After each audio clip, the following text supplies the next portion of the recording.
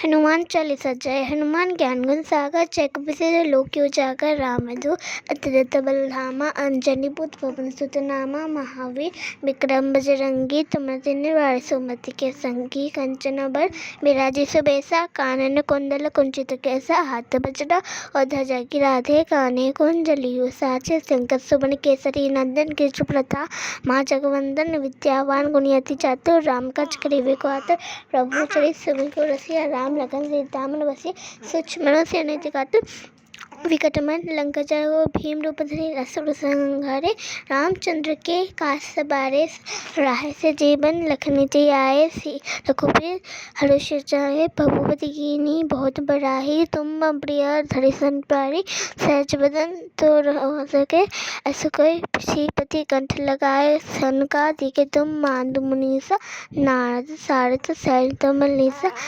गोपाल चाहते। মাম্মাম, তুমি এই হনুমান চল্লিশাটা কোথা থেকে শিখেছো? দাদু ফোনে গান চালাতো, ওইখান থেকেই শিখেছি। আর কিছুটা পারি না বলে আমি আবার পরে শিখে নেব। দাদুকে বলতাম যে কি শেখানোর কথা, কিন্তু দাদু বলতো যে কি বেটা তুম अकेले अकेले শিখ যাওগি। তাই আমি এতটা শিখেছি, বাদ বাকিগুলো পরে শিখে নেব।